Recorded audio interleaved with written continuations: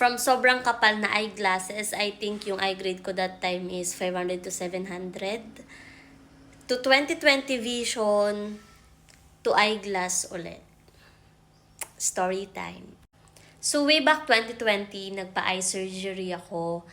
It's the implanted contact lenses or ICL. Kasi hindi na ako pwede sa LASIK dahil masyado daw manipis yung cornea ko and mataas talaga yung grado ko. I think, hindi ko na masyadong maalala, pero ang grade ko noon is above 500 talaga. I think 500 to 700. And then magkaiba yung vision. So ngayon, it's 2025, 3 years almost after my surgery. Nakakailang balik ako sa clinic kasi lumalabo yung right eye ko. So ngayon, ang grado ng right eye ko is 120. Ilang months na tong ino-observe, as in more than 5 times na akong pabalik-balik kasi kailangan daw makita muna if iyon na ba talaga yung ilalabo before maggawa ng any other procedure.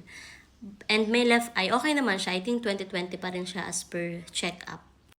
So yung question dito ni Sir is, kamusta yung recovery? Actually, mabilis yung recovery talaga. And then, for 3 years lang, maintenance ko na yung eye drops. Lagi, everyday ako nag-eye drop. So, kailangan may specific budget ka na for that kasi hindi rin naman siya mura. And life-changing pa rin naman yung decision ko na magpa-ICL kasi nakakakita ako ng walang eyeglasses. Pero yun nga, medyo nababother lang ako. Kaya din nagpa-eyeglass na ako kasi hindi siya pantay. Like 2020 and 120 and medyo naapektuhan na yung pagtatrabaho ko. And yung nakikita ko in everyday, medyo nahihilo ko, sumasakit yung ulo ko. So, nirecommend sa akin na mag-eyeglass para lang magpantay siya. So, yun yung ginagawa ko right now.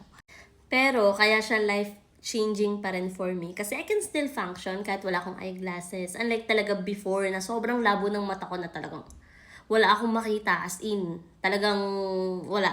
Parang kulay lang na malabo. So, life-changing pa rin siya for me. I can function without eyeglasses. I can do my daily errands. Yun nga lang. Nearsightedness kasi yung diagnosis sa akin dun sa paglabo ng eyes ko. So, nakikita ko pa rin pag malapit yung mga bagay, pero pag malayo na siya, medyo malabo. Kaya nagsusuot ako ng eyeglass. So, yun lang.